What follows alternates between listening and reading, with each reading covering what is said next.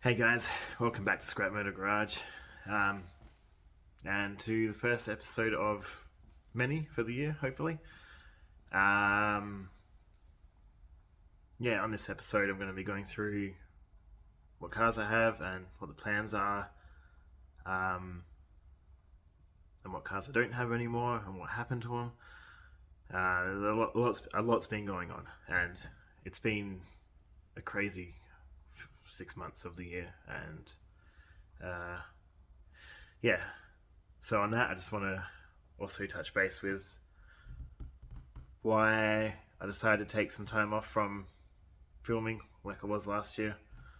I know I don't have a massive, a lot of subs that watch my channel, but a lot of you do watch it, and you seem to be a bit upset and concerned that I wasn't going to be doing much anymore. So it's good to know that people care. So we had a we had a death in the family, and before this person died, they used to take care of our son while my wife was at work and I was away working.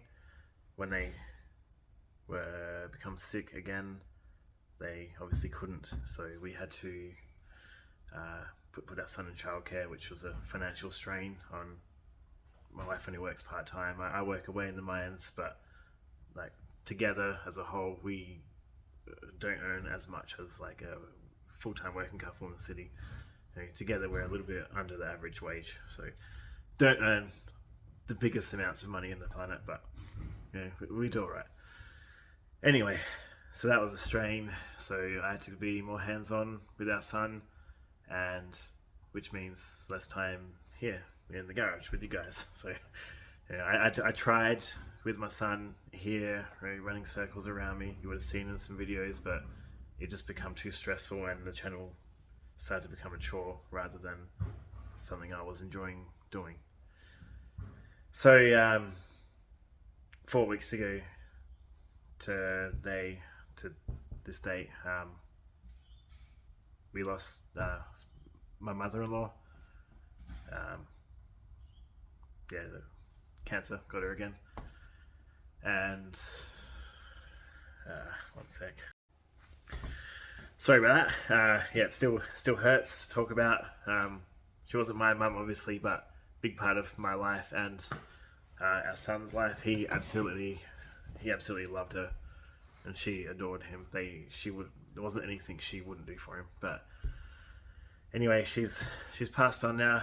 She's up there with the angels where she belongs, and it's still a massive emptiness in me. My wife is just broken inside. They were best friends, not just mum and daughter. They were inseparable. Everything my wife did, or something our son did, instant videos, messages to the mother-in-law. I did the same. She was a big part of our lives, and a lot of emptiness now inside. So we're trying to move on. It's going to take a lot of time, but with that, what I'm doing is I'm going to get back to filming and doing what I'm semi-good at. So I'm going to be back here in the garage and hands-on, hopefully a lot more content, and hopefully can build the channel like my plan was this year. So that's the intro. Sorry it's a bit sappy, sorry about the red eyes, but it was still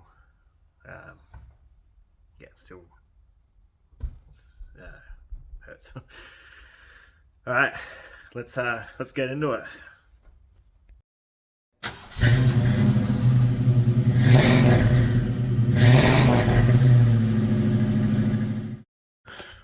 So you can see the GT's gone.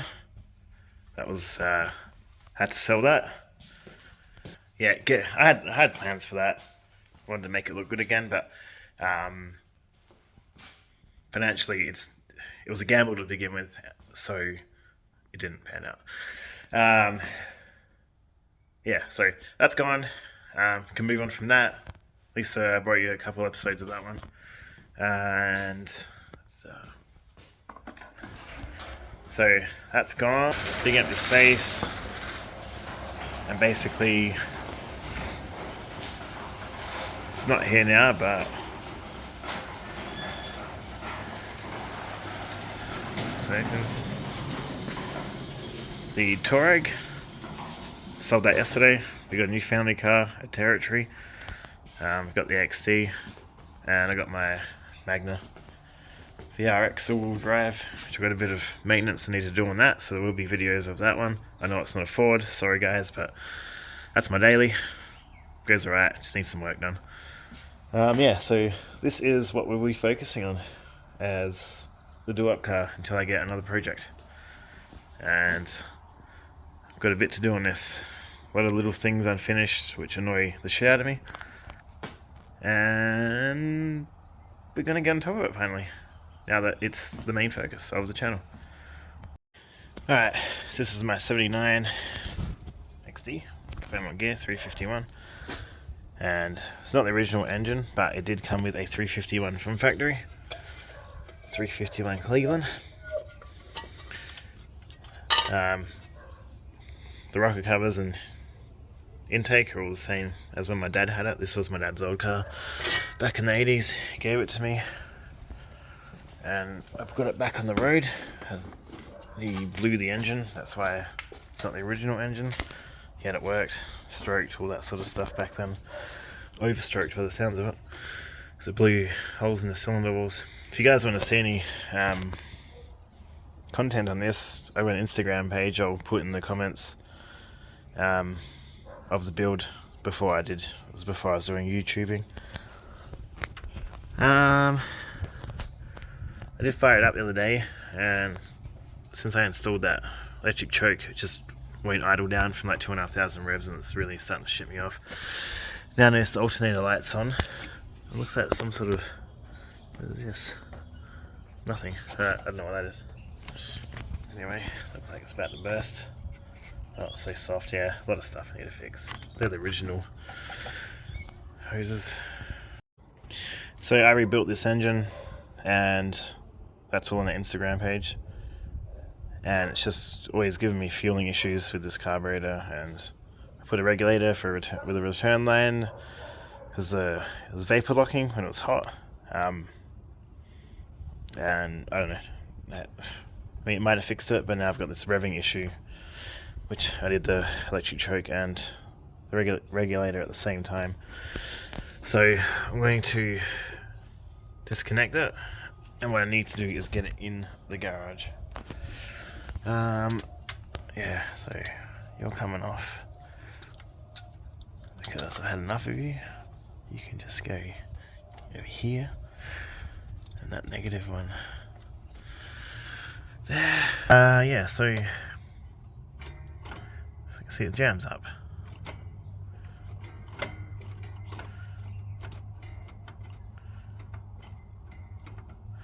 So I don't really know what's going on, but it's definitely not all the way down. Cool off. It just doesn't. I don't understand what's going on here. Alright, taking the carby off, first thing I noticed was it was all wet in the gasket up here and around here. And it looks pretty flattened out. So I might need to replace the gasket to start with. But let's have a look. So I got it here. So yeah, drain all the fuel out. You can see, look how far open these are. This is the primaries. Oh, that's so much wasted fuel. Oh, that lid was dirty. I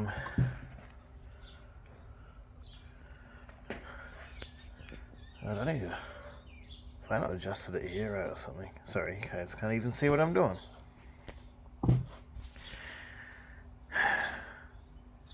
Alright, this electric choke's coming off. Yeah, look, it looks like it's been leaking here. I don't know. I hate carburetors. Yeah, so here's the understanding what's going on. So the primaries are the secondaries. You see here, this is the idle screw, and it's not even touching. That won't go down anymore. I got like no play with this thing. It's set way open. That's the advanced vacuum port. There, that little hole. It should be like covering that. I know that much.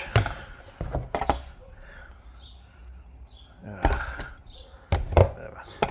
So, guessing maybe something to do with this. Oh, is that an adjustment here? How are you supposed to adjust that? Like,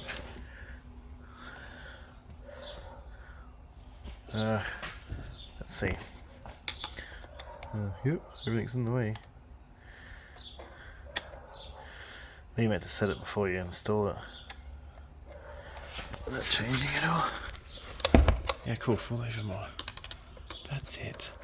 Because I can't get to it. I do it by hand. Nope, can't get my giant fingers in.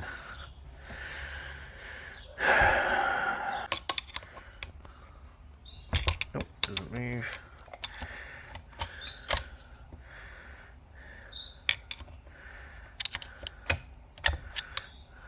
Huh, see that? See, that's better. That's how it should be. But even more. So what did I do? Yeah, as soon as I move it, it steps up again.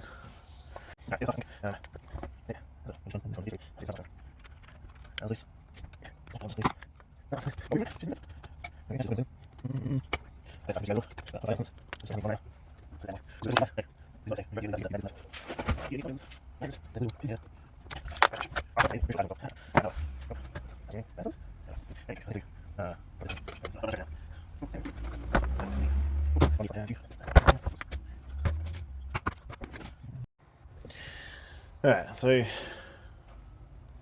taking that one off, the auto choke, electric choke, sorry. I've just cable tied this up like that for now, holds it straight open, so no choke needed. I have the adjustment all the way down, it's not touching now. Where are we? That gap there. But that's still, I don't know, must be right. Yeah, so anyway, install this again and fire it up and see how it goes. I always hate firing this up because of this carburetor. Just sit there revving it like an idiot. But yeah, see how it goes. Right now we have no throttle, so it won't idle on its own anyway because of it's basically closed, I'm assuming. Is that how it works? I feel like that butterfly down here is meant to be way more closed, but it looks about the same as the secondary. Alright, I notice the shaft is all wet as well, so this carburetor's going to need a rebuild kit anyway. Alright, I adjusted the idle fuel mixture. This one was out like 3.5 screws and that one was out 2.5 screws. So I've just gone 2 and 2. I think when you're first tuning a carburetor you go like 1.5 and you go from there, but I think this will be alright for 2 on each turn.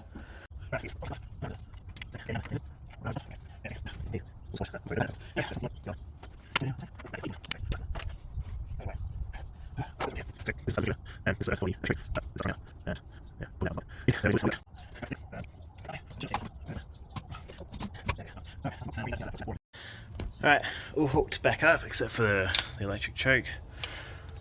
I can just go there. This does bind up a little bit when you're pumping it, but should be good enough to get up the driveway. Yeah, alright, take a bit of cranking because I drained it, but shouldn't. Hopefully it fires, it doesn't take too long. Okay, yeah, let's do it. I always get nervous when I have to fire this up. It scares the shit out of me.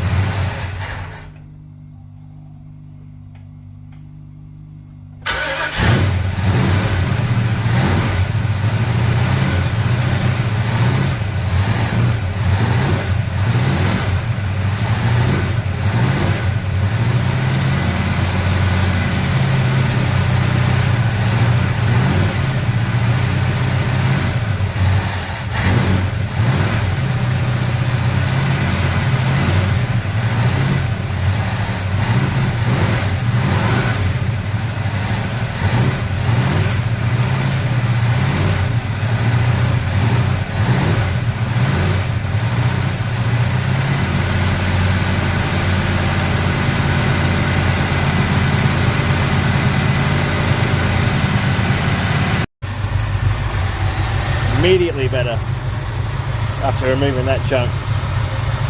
Just need to adjust the idle, like I said.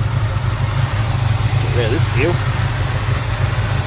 Yeah, it took ages because there's no fuel in the bowl. I'll drain you all out in that lid. Anyway, the too much fuel pressure should be like 6 between. Was it? Yeah, around 6, 7.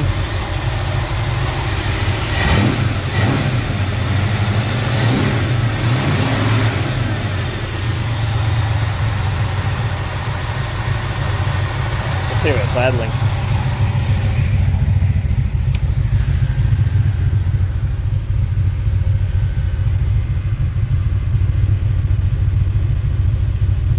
Come to the realization that the fuel gauge doesn't work. There's about half a tank in there. Alright, well that'll do. Maybe it's a little bit too high, but good enough to get it in there into the garage.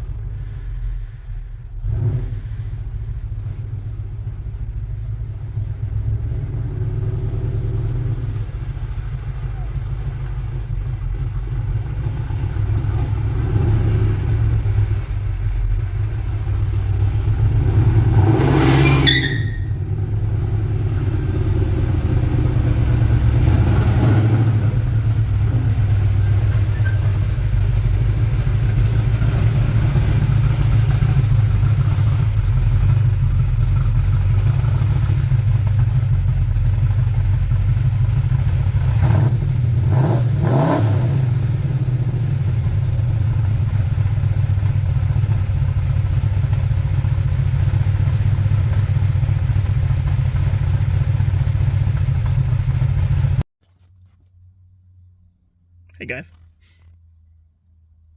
just sitting in the XD doing nothing. I just had lunch. Yeah, suppose I better go through what the next step is with this car. Alright, so as you just saw, it ran alright. Got up here, no worries. It needs a little bit of tweaking, but it worked. Anyway, that's going. I've had enough of it. Good for another project maybe.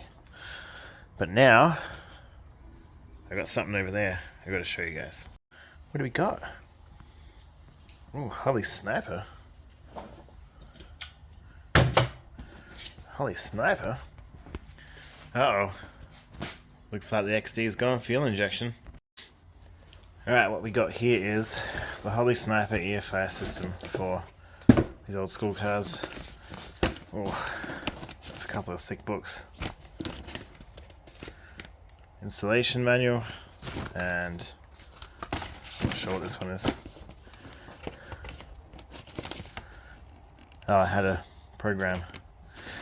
So it comes with a little LCD screen. Now this is used, it's done about 3,000 Ks.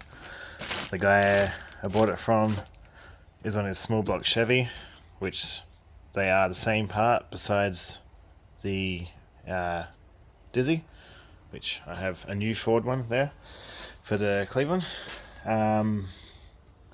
Yes, that'll be for the Chevy, that one. He is he's blowing his engine with a twin setup, so he doesn't need this single one. And he's throwing in this external fuel pump, which is what you need. Just goes in line. I have to plumb it myself. Shouldn't be too hard.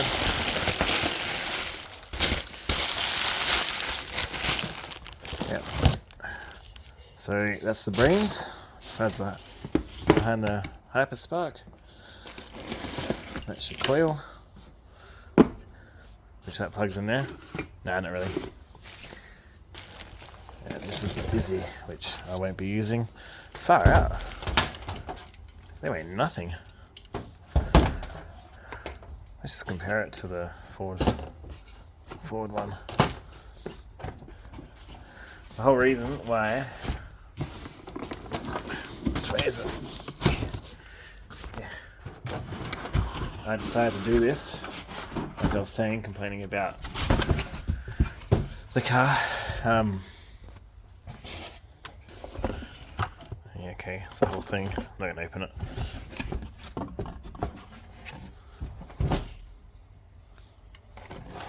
Seems to be looking the same. The only thing that will be different is the teeth here, gearing here, and maybe the length. Yeah, you can see from here to here is a big one, and that one's the short one. So yeah, this is obviously same thing but different. Now I'm going this because I'm sick of the carburetor and having to tune it and it never being right. And it's good enough to reverse out my driveway and stick it here, but besides that, every time I've driven it, it's just giving me troubles. Last time I almost didn't make it home, and that was 10 k's down the road. So anyway, get back here. Yeah, so I've got the Holly box, which looked to be in pretty good condition. That's metal. This is all fine. Alright. I think there's fuel in here. Oh no, that's that maybe. Yeah. Alright, so that's that. And here's the big boy. As you can see, looks beautiful. Alright, I'm gonna pull this out and lay it down, and I'll bring you guys back in. Alright, I've laid it all out here. So you got your carburetor, wiring coming for that. It's all plug and play. That will go onto somewhere over here and whatever. You got a temp sensor, and you can order just that with a fuel pump, and run it off your old Dizzy setup and all that. But with this way, it self-tunes, and you never have to worry about it unless you want to. You can go get them tuned aftermarket somewhere.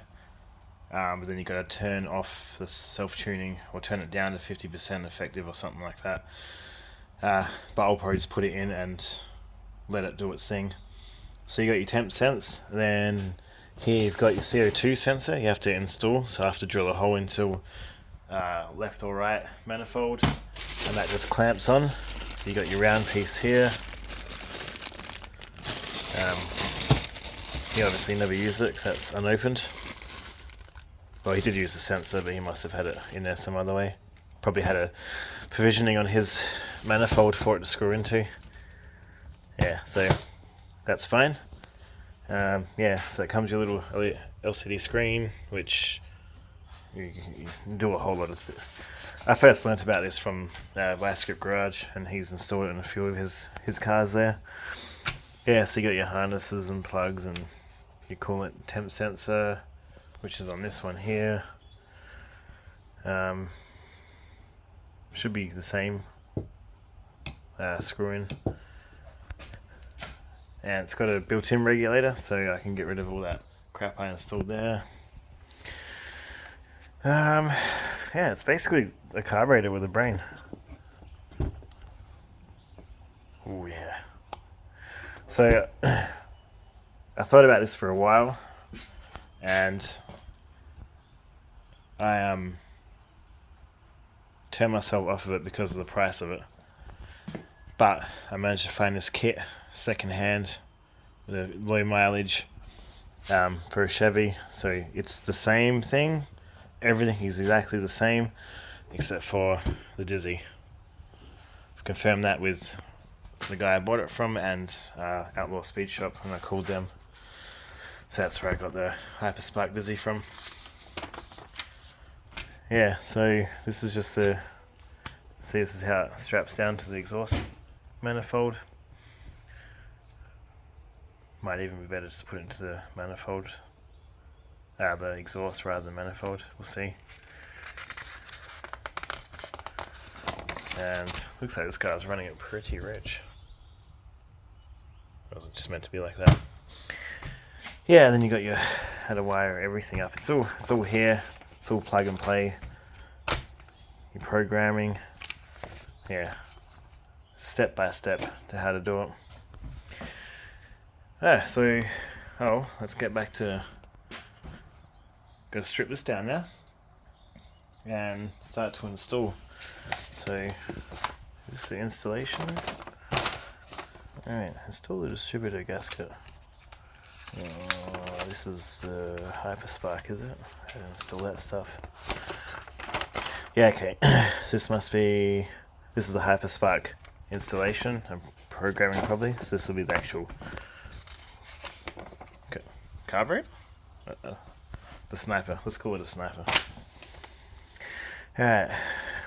Before beginning the sniper installation, we recommend that you locate a clean switch 12 via ignition source. Or cranking the key to run in position.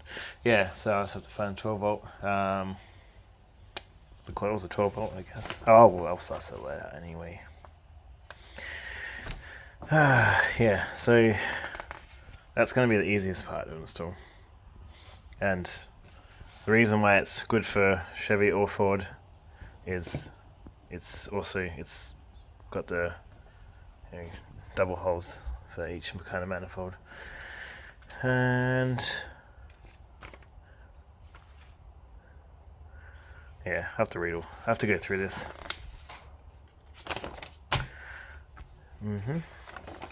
Alright. So I guess the first thing I will do is get off the old stuff. That'll be what's best. Alright, well, that's stripped down. Now I just need to start installing the new parts, I guess. I'm going to have to read the instructions here.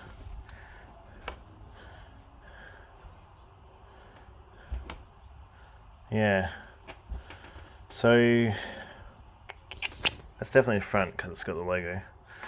So this problem I already see is this throttle works the opposite way. It pulls from the top. This one pulls from the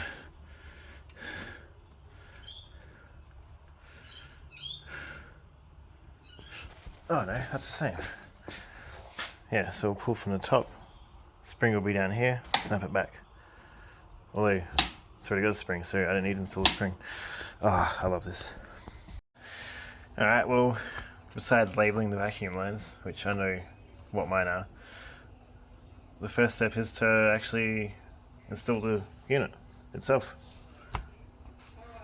into a new flange gasket, which I guess that's what I got. I don't know. Alright, let's put that on. Alright, well, first problem I ran into is these studs are too long.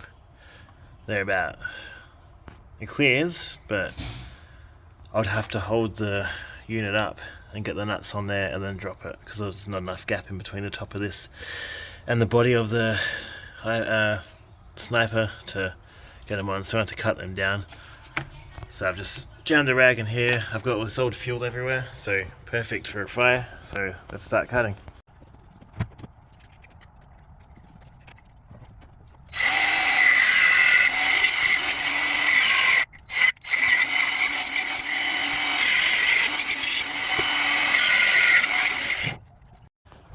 Alright, so they're cut down, they're a bit messy. I hit the thread here, but I was able to thread the nuts on, so it's all good. Alright, time to actually install the unit again for the third time. Alright, yep, she's all bolted down. It says like 80 pounds torque, but you can't get a torque wrench on there, so I did it by feel, which means it's good. Just gotta make sure they open up all the way. Beautiful. And that's good that this is all spring loaded and closed. Don't need to have any of that bracket I had. All this crap here I can unbolt. That doesn't need to be on there anymore. It's always going to come off. Oh, there you go. didn't even need to unbolt it. I just need to get the ball joint. Oh wait, do I need to have that on there? Actually, yes, I do need to have that on there. Alright, let's fix it. Alright, here's where we're up to. It's installed. I've got the throttle cable linkage all done. That closes how it should. Use my old bracket, but yeah, whatever. I mounted a plate here, see the screw, to hold the throttle cable into the cab because that was flexing around. So that should hold it now pretty good. I installed the return line just because it was easy to just have to bend the metal part down there a little bit towards the engine. But yeah, that's hooked up. I've hooked up the advanced the manifold vacuum to the carby here. This one here. I'm a little bit confused because, oh god, the back's about to lock up. Right, oh, yep, there it is.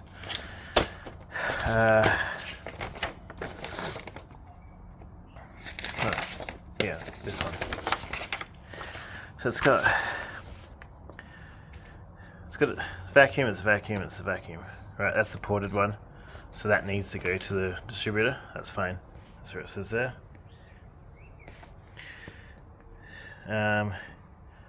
This one says manifold vacuum and in brackets brake booster. So I'm guessing it's optional.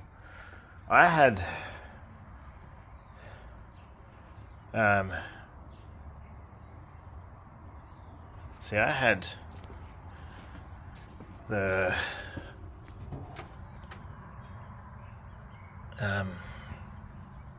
what do you call it?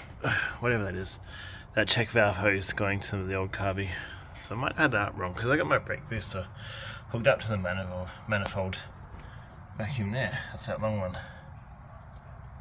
So, I mean that, by all accounts, that's correct. So I might have to block that big one because it might be pointless.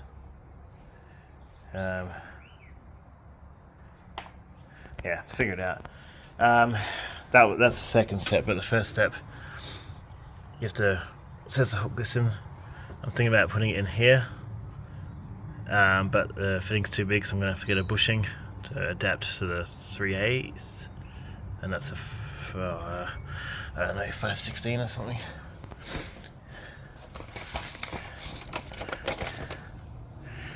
Yeah, it's a 3/8, so that's, I think a 5/16. I don't know, I have to look into it. Alright guys, it's Monday, had the weekend, didn't do anything, but where I'm at is I was up to the coolant temp sensor, and I got this hole here where this plug came out of, and I went around to Super Cheap, they couldn't help me, so I went to Autobahn, and he found a sensor for that thread and for the exact same plug as what that one is in there. So it must just be a standard thing that Holly has adapted for their equipment. Now this is broken. Second-hand parts, I guess. But yeah, believe me, it's on there. Alright, now I was having a look and I need to do something about its fuel line because I have all this here and the mechanical pump, but I need to install the electric pump. And so what I'm going to do is, down here, this is the inlet from the tank. Comes along, goes through here, and that goes across to the mechanical pump. This is the return line. So, if you look here, yeah, it's that one there. So what I'm going to do is, I'm going to cut the inlet, maybe around here somewhere, undo it down here, so I can bring it back and then bend it through and then pull it without kinking it, and then I'll just feed it the same way as the return up here along the back to connect up to here, just because I can, like I showed in the instructions, move that inlet to here or the other side here, same as here, but I sort of want it all coming off the back just so it's all together and neater. So yeah, so let's get cutting. Alright, you guys can see. Yep. Alright, I've got it all loosened out. So now I'm just going to pipe cut it. I'll go about here, I reckon.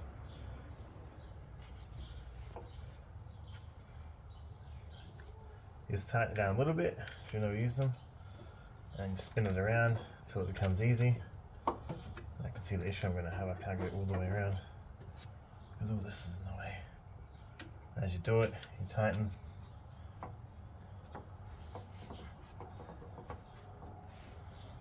Oh, yeah, I'm already through.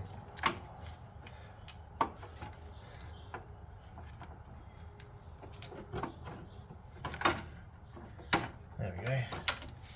That's it. That is how you clean cut it. Now, I need to flange it. Oh, I hope I've given it enough. Alright, this is the kit. They come with instructions, but I've used them before. You find your pipe size, which is a 3/8, and when you feed it through, a couple mils, you let it overhang.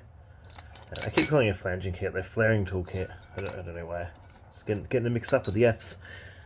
And then as you tighten this down, that point there goes inside the pipe here, and then it sort of gives it an edge, like a flare.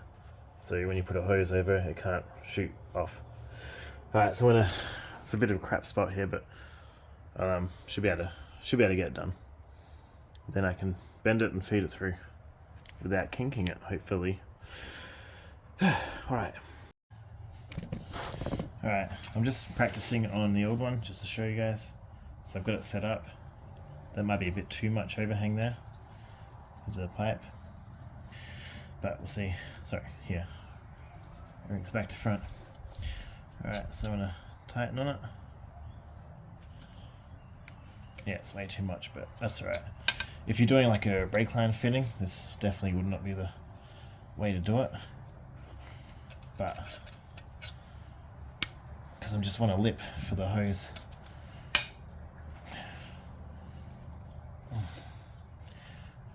That's probably way too much, but yeah, see it's split. See there, but it's made the flange end. Oh, get out of here. Yeah, so see it's on an angle and everything. When you do a brake line, you want it to be perfectly the end right angled to the pipe for the fitting. But see, this is too much for a hose to get over, so I just need to do a little bit less than that. Alright, that's done, and that's pretty much it, all you need. So it's a bit uneven, so there's more of a lip up here, but that'll hold. Now we'll just get the file and smooth it off so it's cut into the hose. But yeah, that's pretty much it. Alright, that's done. Now, I did make a mistake. Here, this is that fuel line I was talking about, and it'd go this way. I was trying to bend it and I actually ended up squashing it pretty good here. So this section here, that one there, that's actually the front section. So I made it work here, and while I was having a look, it was yeah, lucky I did make a mistake and have a look, because this is the return line. There's a section just under here where they join. I'll show you in a sec. But all this is all cracked and old, so that would have burst anyway. And this one was for the inlet, which was the same sort of condition. Just yeah, there's the other half. Yeah, it was no good. So it was just blessing in disguise that I actually ended up squashing this one and having to replace the whole lot, because those wouldn't have lasted anyway. So here, got the new hoses connected top one's the in, that's the return, and this connects over here. So that is all good now. Yeah, so that's fine. Now I do have it coming through here. So connect the braided line. It's pointing down a little bit. I might just try and bend it up slightly without, hopefully, you know, fingers crossed, doing what I did before. That is not going to be long enough. That's way too short. But I do want this connection. Oh, actually. Well. Looks like I already have one here. So that's an angle piece though. Whoops. Yeah.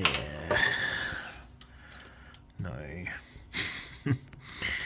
I don't want an angle piece, I want a straight piece. I think I'm out of straight ones. Why do I only have one straight one? What the hell was going on? Oh no, I know where it is. Something here.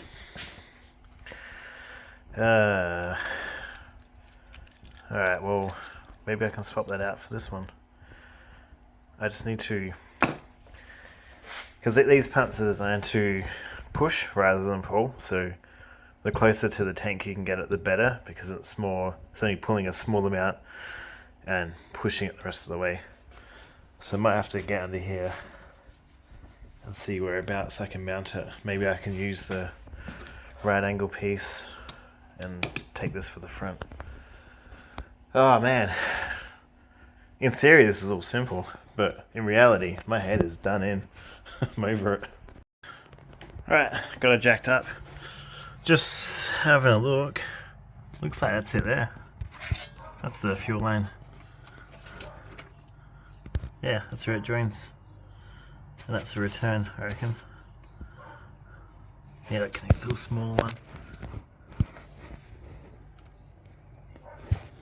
Yeah, that's the return there.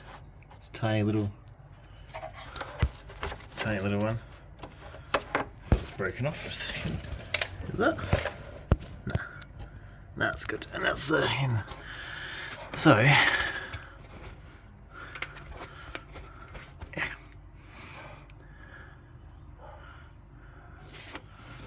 Follows the wheel arch, comes down here, and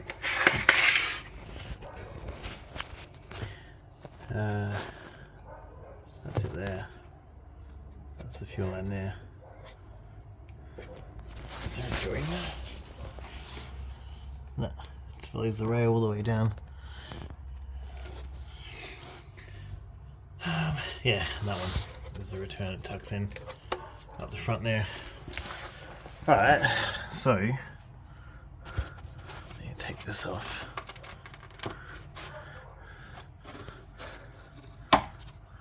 Oh, cool, that just throw these back on. Oops. Cool. Alright, whatever. Here's what it is now. Alright.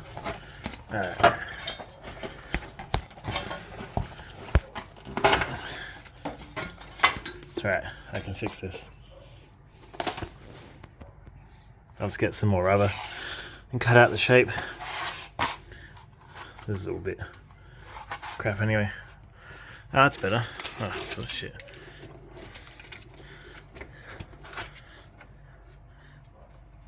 That's the return. Yeah, that's... I don't know what the hell that is.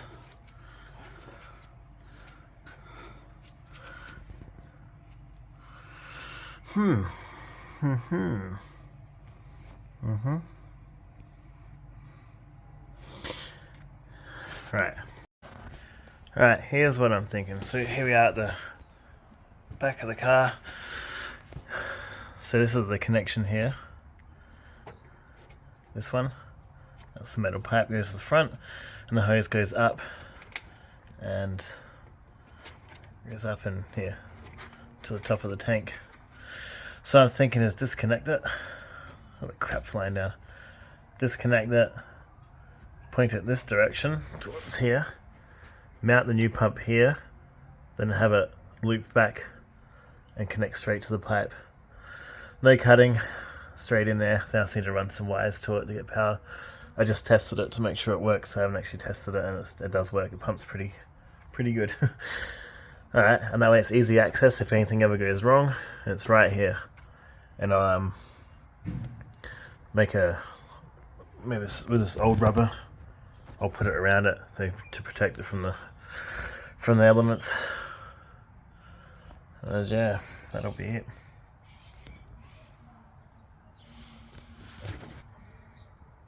Yeah, redbacks. Nice. Alright. Yeah. Alright, let's do that. Alright guys, here's where we're at. It's installed. It mounted a bit better. It's a little bit loose, but it's alright. So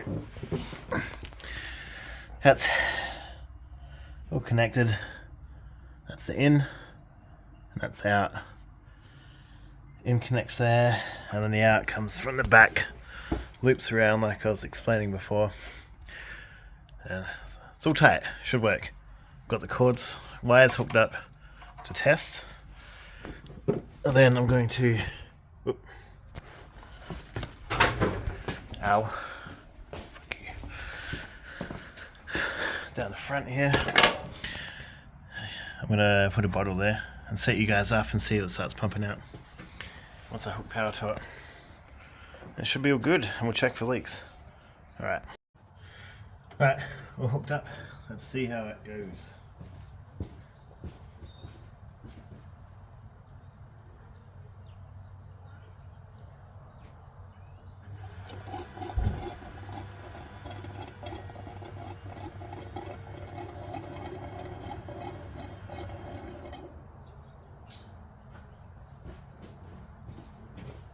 We get fuel.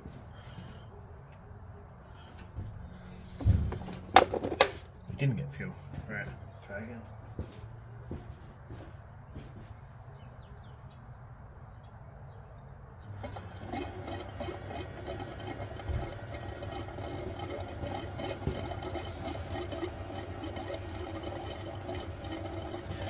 Getting some fuel, but it's not very good.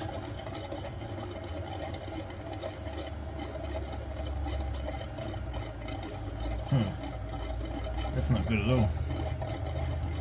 Alright, let's I'm sure there's fuel in the car.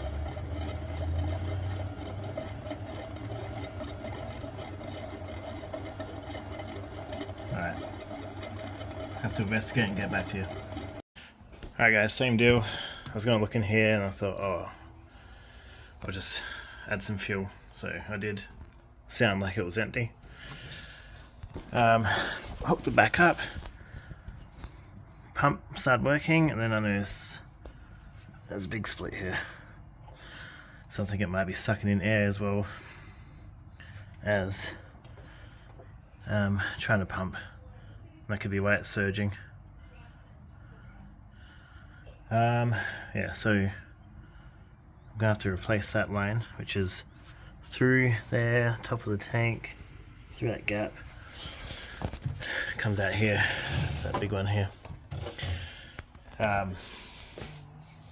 Everywhere else looks like it's good, but yeah, it's just that one spot. It could be the angle of the car as well, because the pickup's at the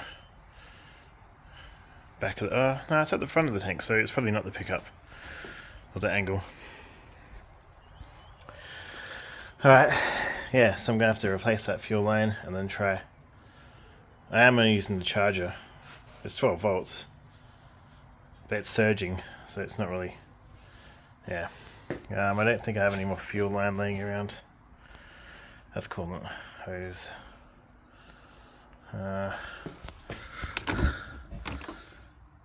That's transmission. It's not long enough anyway. Nah, I'm going to have to pick some up. But on that note, I'm going to end this episode here. Didn't get as far as I wanted Would have been cool to hear it fire up, but I'm nowhere near that anyway. Still got to do all the timing and that, all the dizzy and spark box and coil. So still a bit to do under here, but we've almost got the fuel system. Well, fuel system's pretty much done. Just got to tweak it and work out why it's surging. Yeah, and I don't think. Oh yeah, that'll be long enough for there. That braided fuel line. So that's no problems. I do have enough fittings. I had a look and I actually left one on here as well, on that regulator I installed. So I got enough bits laying around, I can make that work. Yeah, so welcome back and thanks for watching, guys. Like I said, we'd like to go further along, but